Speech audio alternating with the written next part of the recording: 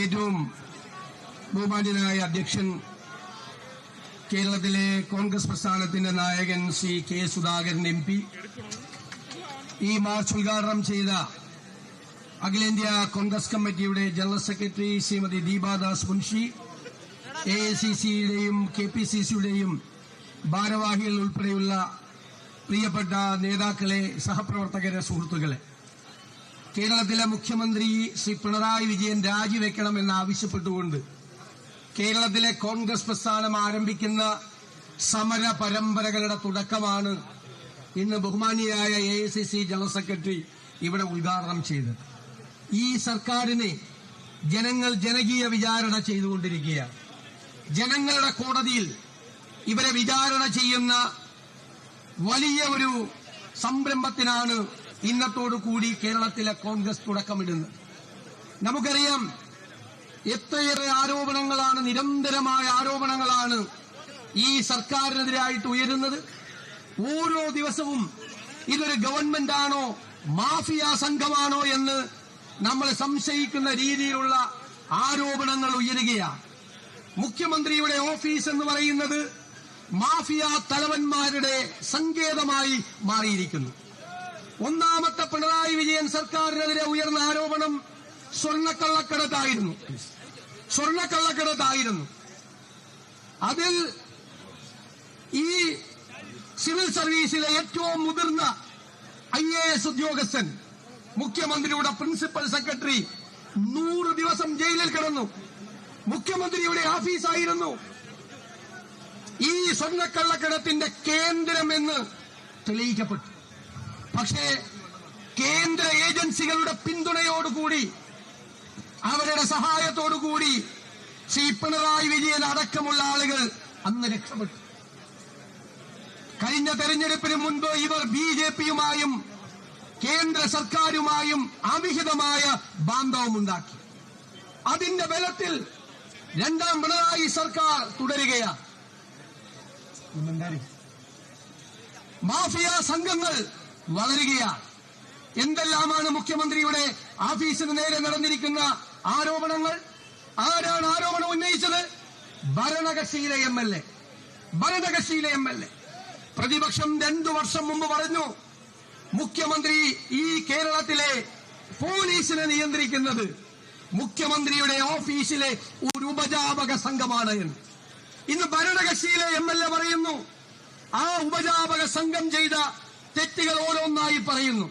കഴിഞ്ഞ ഒരാഴ്ചയിലധികമായി ഭരണകക്ഷിയിലെ MLA തുടർച്ചയായി ആരോപണങ്ങൾ ഉന്നയിക്കുന്നു. EMS നമ്പൂതിരിപ്പാടിന്റെ കാലം മുതൽ ഇന്നുവരെ ഏതെങ്കിലും ഒരു ഭരണകക്ഷി MLA ഗവൺമെന്റിന് നേരെ വിരൽ ചൂണ്ടിയിട്ടുണ്ടെങ്കിൽ അതിനെ അധികാരത്തിലിരിക്കുന്നവർ മറുപടി പറഞ്ഞിട്ടുണ്ട്, നടപടിയെടുത്തിട്ടുണ്ട്. ഇവിടെ മിണ്ടാട്ടമില്ലാതെ മുഖ്യമന്ത്രി നിൽക്കുന്നു. എന്താ ആരോപണം? വീണ്ടും സ്വർണ്ണക്കള്ളക്കടത്ത് ആരോപണം. മുഖ്യമന്ത്രിയുടെ ഉപജാപക സംഘത്തിലെ അഡീഷണൽ DGP, ക്രമസമാധാനത്തിന്റെ ചുമതലയുള്ളയാൾ സ്വർണ്ണക്കള്ളക്കടത്തിന് കൂട്ടുനിൽക്കുന്നു. കസ്റ്റംസ് ഏരിയയിൽ നിന്ന് പോലീസ് നിയമവിരുദ്ധമായി സ്വർണം പിടിച്ച് ആ സ്വർണം ഒരു ഗൂഢകേന്ദ്രത്തിൽ കൊണ്ടുപോയി ആ സ്വർണത്തിന്റെ അളവ് കുറച്ച് 3/4 ഭാഗം സ്വർണം അടിച്ചു മാറ്റി 1/4 ഭാഗം സ്വർണം കേസ് കൊടുക്കാൻ കസ്റ്റംസിന് കൈമാറുന്നു. സ്വർണ്ണക്കള്ളക്കടത്തുമായി ബന്ധപ്പെട്ട് ഈ ക്രമസമാധാന ചുമതലയുള്ള ADGP-യുടെ അറിവോടെ, മുഖ്യമന്ത്രിയുടെ പൊളിറ്റിക്കൽ സെക്രട്ടറിയുടെ അറിവോടുകൂടി 2 കൊലപാതകങ്ങൾ നടന്നിരിക്കുന്നു. 2 കൊലപാതകങ്ങൾ. അതിൽ കോഴിക്കോട് മാമിയുടെ ഭാര്യ ഹൈക്കോടതിയെ സമീപിച്ച് CBI അന്വേഷണം ആവശ്യപ്പെട്ടു. അന്വേഷണ ഉദ്യോഗസ്ഥൻ CBI അന്വേഷണം വേണമെന്ന് പറഞ്ഞു. സർക്കാർ വിറച്ചു നിൽക്കുകയാണ്. എന്താണ് ഈ സർക്കാരിന്, CPM-ന്, അധികാരികൾക്ക്, ഈ മാഫിയ സംഘത്തിന് ആ കൊലപാതകത്തിൽ ഉത്തരവാദിത്തമില്ല എങ്കിൽ എന്തുകൊണ്ട് CBI അന്വേഷിച്ചോട്ടെ എന്ന് സർക്കാർ ഹൈക്കോടതിയിൽ പറയുന്നില്ല? അപ്പൊ ആരോപണങ്ങൾക്ക് ചില വാസ്തവങ്ങളുണ്ട്. സ്വർണം കള്ളക്കടത്ത് മാത്രമല്ല, സ്വർണം കള്ളക്കടത്ത് നടത്തി കൊണ്ടുവരുന്നവന്റെ സ്വർണം അടിച്ചു മാറ്റുന്ന പുതിയ വാക്കാണ് സ്വർണം പൊട്ടിക്കൽ. അതുവരെ ചെയ്യുന്ന ആളുകളാണ് ഈ ഭരണത്തിന്റെ സ്ഥിരാകേന്ദ്രത്തിൽ, ഈ നോർത്ത് ബ്ലോക്കിൽ, ഈ മെയിൻ ബ്ലോക്കിൽ മുഖ്യമന്ത്രിയുടെ ഓഫീസിൽ ഇരിക്കുന്നത്. സ്വർണം പൊട്ടിച്ചു മാറ്റുന്നവർ. മാഫിയ സംഘങ്ങൾക്ക് കുടപിടിച്ചു കൊടുക്കുന്ന ആളുകൾ, അഴിമതി, കോഴ, SP ഓഫീസിലെ മരം വരെ വെട്ടിമാറ്റിയാൽ. എന്നിട്ട് ഒന്ന് ആലോചിച്ചു നോക്കിയേ, ഇവര് കുറച്ചുനാൾ കൂടി ഇരുന്നാൽ ഈ സെക്രട്ടേറിയറ്റിന് വീല് വെച്ച് വീട്ടിൽ കൊണ്ടുപോകും. അതിനും മടിക്കാത്തവരാണ്. എവിടെയുള്ള കമന്ന് വീണാൽ കാൽപ്പണമായി പൊങ്ങുന്ന അഴിമതിക്കാരുടെ താവളമാണ് മുഖ്യമന്ത്രിയുടെ ഓഫീസ്. കോടികൾ ഉണ്ടാക്കിയാണ്, കോടികൾ എല്ലാത്തിനും അഴിമതിയാണ്. ഒരു ഓൺലൈൻ കാരൻ എന്താണ് പോലീസിന്റെ വയർലെസ് സന്ദേശം പിടിച്ചു, അവന്റെ കയ്യിൽ നിന്ന് 2 കോടി മേടിച്ചു എന്ന് ഞാനല്ല പറഞ്ഞതാരാ പറഞ്ഞത്? ഭരണകക്ഷി MLA. എന്നിട്ട് പോലീസ് പാവം ഇതുപോലത്തെ നിൽക്കുന്ന പോലീസുകാർ അവനെ അന്വേഷിച്ച് പോവാണ് പൂനെയിൽ. അപ്പൊ ആരാ ഒറ്റിക്കൊടുക്കുന്നത്? പോലീസ് വന്നിട്ട് മാറിക്കോളാൻ പറയുന്നത് ആരാ?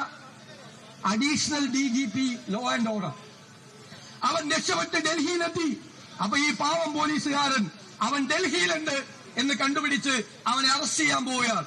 അപ്പൊ വിളിച്ചു പറഞ്ഞു, കേരള പോലീസ് ഡൽഹിയിലേക്ക് വരുന്നുണ്ട്, നീ മാറിക്കോ. ആരാ പറഞ്ഞത്? Additional DGP law and order.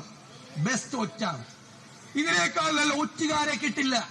അവരെല്ലാം മുഖ്യമന്ത്രിയുടെ ഓഫീസിലാണ്. BJP നേതാവ് ഞാനൊരു ആരോപണം ഉന്നയിച്ചു കഴിഞ്ഞ ദിവസം. 2023 ഏപ്രിൽ 20 തൊട്ട് 22 വരെ തീയതികളിൽ RSSന്റെ അഖിലേന്ത്യാ ജനറൽ സെക്രട്ടറി ദത്താത്രേയ ഹൊസബലെ ആ 3 ദിവസം ആ ക്യാമ്പിൽ പങ്കെടുത്തു. 20 ദിവസത്തെ ക്യാമ്പാണ്. ആ ക്യാമ്പിൽ പോയി മുഖ്യമന്ത്രിയുടെ ദൂതനായി അഡീഷണൽ DGP അജിത് കുമാർ ഔദ്യോഗിക കാറിൽ പോയി. ഹയാത്തിൽ ആ കാറിട്ട് വേറൊരു സ്വകാര്യ കാറിൽ കയറി തൃശൂരിൽ പാറമേക്കാവ് വിദ്യാമന്ദിർ സ്കൂളിൽ പോയി RSS ജനറൽ സെക്രട്ടറിയെ കണ്ടു. എന്തിനാണ് മിസ്റ്റർ പിണറായി വിജയൻ, നിങ്ങൾക്ക് എന്ത് കാര്യമാണ് RSS ജനറൽ സെക്രട്ടറിയുമായി സംസാരിക്കാനുള്ളത്? നിങ്ങൾ എന്തിനാണ്, എന്ത് കാര്യം പറയാനാണ് നിങ്ങൾ അജിത് കുമാറിനെ RSS കേന്ദ്രത്തിലേക്ക് വിട്ടത്? BJPയുടെ ആഗ്രഹം തെരഞ്ഞെടുപ്പിന് മുമ്പ് കേരളത്തിൽ അക്കൗണ്ട് തുറക്കണമെന്നാണ്. ഞാൻ പറയുന്നു, മുഖ്യമന്ത്രി പിണറായി വിജയൻ അജിത് കുമാറിനെ വിട്ടത് BJPക്ക് കേരളത്തിൽ അക്കൗണ്ട് തുടങ്ങാൻ, തൃശൂരിൽ അക്കൗണ്ട് തുടങ്ങാൻ ഞങ്ങൾ സൗകര്യം ഉണ്ടാക്കി തരാം എന്ന് പറയാനാണ്. അതിനു പകരം ഞങ്ങളെ കേസിൽപ്പെടുത്തരുത് എന്ന് മാത്രമാണ്. അതിന്റെ തുടർച്ചയായി തെരഞ്ഞെടുപ്പ് കാലത്ത് തൃശൂരിൽ നിങ്ങൾക്കറിയാം, തൃശൂർ പൂരം പോലീസ് തന്നെ അടിച്ച് കലക്കി. അപ്പൊ എന്താ ഗവൺമെന്റ് പറഞ്ഞത്? ഒരു കമ്മീഷണർ അവൻ അഴിഞ്ഞാടി, അവനെ നീക്കം ചെയ്യുന്നു, അവനാണ് കുഴപ്പമുണ്ടാക്കിയത്. കമ്മീഷണർ അല്ലെ, ഒരു കമ്മീഷണർ കുഴപ്പമുണ്ടാക്കി. രാവിലെ മഠത്തിൽ വരവ് മുതൽ 11 മണി മുതൽ ഇയാൾ അഴിഞ്ഞാടുകയായിരുന്നു. പിറ്റേ ദിവസം രാവിലെ 7 മണി വരെ ഏകദേശം 10-20 മണിക്കൂർ ഒരു കമ്മീഷണർ അഴിഞ്ഞാടിയപ്പോ അതിന്റെ മീതെയുള്ള ഉദ്യോഗസ്ഥന്മാരൊന്നും അറിഞ്ഞില്ലേ? എന്താ പോലീസിന്റെ ഹൈറാർക്കി? അതിന്റെ മീതെ DIG ഉണ്ട്, അതിന്റെ മീതെ IG ഉണ്ട്, അതിന്റെ മീതെ additional DGP law and order ഉണ്ട്, അതിന്റെ മീതെ DGP ഉണ്ട്. ഒരുത്തനറിഞ്ഞില്ലേ? അതിന്റെ മീതെ ഈ മുഖ്യമന്ത്രിയുണ്ട്, ആഭ്യന്തര വകുപ്പിന്റെ ചുമതല. ഒരു കമ്മീഷണർ ഒരു പ്രധാനപ്പെട്ട ഉത്സവം തൃശൂരിൽ അടിച്ച് തകർക്കാൻ അഴിഞ്ഞാടുമ്പോൾ ഇവരെല്ലാം അത് കാണാതെ കേൾക്കാതെ എവിടെ പോയിരുന്നു? ഈ കമ്മീഷൻ അഴിഞ്ഞാടി എന്ന് ഗവൺമെന്റ് പറയുമ്പോൾ കമ്മീഷണറുടെ തലപ്പത്തുള്ള അഡീഷണൽ DGP അജിത് കുമാർ തൃശൂരിൽ ഉണ്ടായിരുന്നു. ഞാൻ ഉത്തരവാദിത്ത ബോധത്തോടുകൂടി പറയുന്നു, അയാൾ തൃശൂരിൽ ഉണ്ടായിരുന്നു. ഒരു ഫോൺ വിളിച്ച് താൻ എന്താണോ ചെയ്യുന്നത് എന്ന് കമ്മീഷണറോട് ചോദിക്കാൻ തയ്യാറായില്ല. അപ്പൊ അജിത് കുമാറിന്റെ നേതൃത്വത്തിൽ മുഖ്യമന്ത്രിയുടെ അറിവോടുകൂടിയാണ് BJPയുമായി ചേർന്ന് തൃശൂർ പൂരം അടിച്ചു കലക്കിയത്. ഇനി മുതൽ പിണറായി വിജയൻ അറിയപ്പെടാൻ പോകുന്നത് പൂരം കലക്കി പിണറായി വിജയൻ എന്നാണ്. പൂരം കലക്കി പിണറായി വിജയൻ. ഞാൻ ഈ BJPക്കാരുടെ കാര്യം വലിയ കഷ്ടമാണ്. ഹിന്ദുക്കൾക്ക് വേണ്ടിയിട്ടാണ് നിൽക്കുന്നത്. എന്നിട്ട് ഇലക്ഷനിൽ ജയിക്കാൻ വേണ്ടി ഉത്സവം അടിച്ചു പൊളിക്കാൻ CPMുമായി ഗൂഢാലോചന നടത്തിയ ഇവരാണോ ഹിന്ദുക്കളുടെ സംരക്ഷകർ? ഇവര് ഭൂരിപക്ഷ സമുദായത്തെ ചതിക്കുകയാണ് ഈ CPMുമായി ചേർന്ന്. ഇവർക്കോ ഒടുക്കത്തെ ന്യൂനപക്ഷ പ്രേമം. എന്നിട്ട് BJPയുമായി ചേർന്ന് പൂരം അടിച്ചു കലക്കാൻ BJPയെ ജയിക്കാൻ സൗകര്യം ഉണ്ടാക്കി കൊടുക്കുക. ന്യൂനപക്ഷ അവകാശങ്ങളെ കുറിച്ച് പുനരാലോചിക്കണമെന്ന് പറഞ്ഞ RSS ജനറൽ സെക്രട്ടറിയെ കാണാൻ ആളവിട്ടയാളാണ് ഈ പിണറായി വിജയൻ. അപ്പൊ ഇതെന്താ? എല്ലാം നടത്തുന്നത് ഷേഡി ഏർപ്പാടാണ്. നിയമവിരുദ്ധമായ നടപടികൾ ചെയ്യുമ്പോൾ അതിൽ നിന്ന് രക്ഷപ്പെടാനാണ് BJPയുടെ കുടയെടുത്ത് ചൂടിയിരിക്കുന്നത്. തണലാണിപ്പോൾ BJPയുടെ കുട. BJPയുടെ കുട കൊടുത്തിരിക്കുകയാണ് കേരളത്തിലെ മുഖ്യമന്ത്രിക്ക്. ആ കുട പിടിച്ച് ഈ ചൂടിൽ നിന്ന് രക്ഷപ്പെടാൻ അതിന്റെ തണലിലാണ് പിണറായി വിജയൻ ഇപ്പോൾ ജീവിക്കുന്നത്. നിങ്ങൾ അന്വേഷിക്കണം. ഈ ഭരണകക്ഷി MLA പറഞ്ഞപ്പോൾ നിങ്ങൾ അന്വേഷിക്കാമെന്ന് പറഞ്ഞു. ആരാ അന്വേഷിക്കുന്നത്? ആരെ കുറിച്ച് അന്വേഷിക്കുന്നത്? പൊളിറ്റിക്കൽ സെക്രട്ടറിയെ കുറിച്ച്, അഡീഷണൽ DGP ലോ ആൻഡ് ഓർഡറിനെ കുറിച്ച്. ഒരു DGP ഉണ്ട്, പാവം, അന്വേഷണ സംഘത്തിന്റെ ചുമതല. ബാക്കിയുള്ളതൊക്കെ ആരാ? ഈ അഡീഷണൽ DGPക്ക് റിപ്പോർട്ട് ചെയ്യേണ്ട താഴെയുള്ള ഉദ്യോഗസ്ഥന്മാർ, സിറ്റി പോലീസ് കമ്മീഷണർ, SP ഒക്കെ. അവരുടെ ഈ കോൺഫിഡൻഷ്യൽ റെക്കോർഡുണ്ട്, അതിൽ ഒപ്പിട്ട് കൊടുക്കേണ്ട ആളാണ് അജിത്ത്. അയാൾക്കെതിരായിട്ട് അന്വേഷിക്കാൻ വെച്ചിരിക്കുന്നത് അയാളുടെ താഴെയുള്ള ഉദ്യോഗസ്ഥന്മാര്. SP-ക്കെതിരായിട്ടൊരു കേസ് വന്ന് അന്വേഷിക്കുന്നത് SI ആണോ? അതാണ് ഇവിടെ നടക്കുന്നത്. കളിപ്പിക്കലാണ് ഈ അന്വേഷണം. കാരണം P ശശിയെയും അജിത് കുമാറിനെയും മാറ്റി നിർത്താനുള്ള ധൈര്യം പിണറായി വിജയനില്ല. കുറെ നാളുകൂടി ഭയങ്കര പത്രസമ്മേളനമായിരുന്നു. ഇപ്പൊ മിണ്ടാട്ടമില്ല. ഇത്രയും ആരോപണങ്ങൾ വന്നിട്ട് ഒന്ന് ചുണ്ടരക്കി മറുപടി പറയാൻ ധൈര്യമില്ലാത്ത ഭീരുവായ മുഖ്യമന്ത്രിയാണ് കേരളം ഭരിക്കുന്നത്. ഇയാൾ മഹാമൗനത്തിന്റെ മാളങ്ങളിൽ ഒളിച്ച ഭീരുവായ മുഖ്യമന്ത്രിയാണ് കേരളം ഭരിക്കുന്നത്. എനിക്ക് മുഖ്യമന്ത്രിയോട് പറയാനുള്ളത്, ഏറാം മൂളികളായ CPM നേതാക്കന്മാരോട് പറയാനുള്ളത്, ഇത് കേരളമാണ്. കേരളം ഇത് കാണുകയാണ്. അതിശക്തമായി പ്രതിപക്ഷം ജനങ്ങളോടൊപ്പം നിന്ന് ഞങ്ങൾ ചെയ്യുന്നത് പോരാ എന്നാണ് ജനങ്ങൾ പറയുന്നത്. എന്തുകൊണ്ടാണ് അവരങ്ങനെ പറയുന്നത്?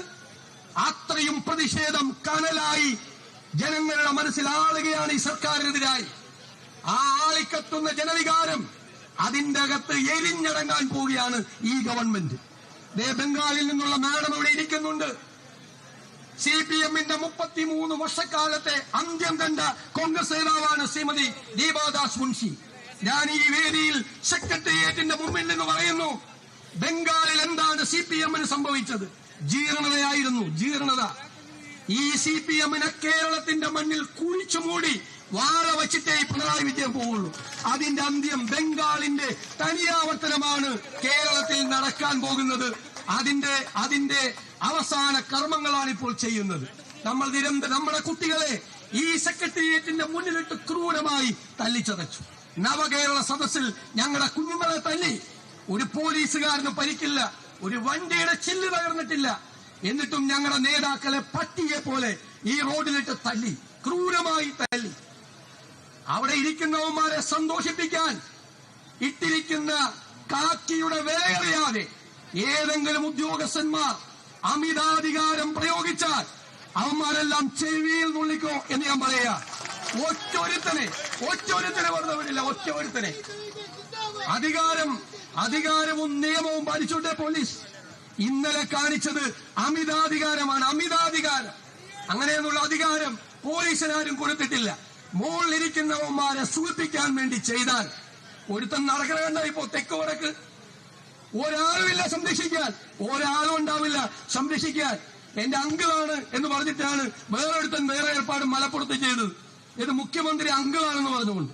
എന്റെ മോനെ, ഒരു അങ്കിളും ഉണ്ടാവില്ല രക്ഷിക്കാൻ. അപകടത്തിൽപ്പെട്ട രക്ഷിക്കാൻ ഒരുത്തനും ഉണ്ടാവില്ല എന്നുള്ള ഓർമ്മ ഈ ഉദ്യോഗസ്ഥന്മാർക്കുണ്ടെങ്കിൽ നല്ലത്. ഒരുപാട് നല്ല ആളുകളുണ്ട് പോലീസിൽ, നല്ല മനുഷ്യരുണ്ട്. അവരൊക്കെ സൈഡ് ലൈൻ ചെയ്യപ്പെട്ടു.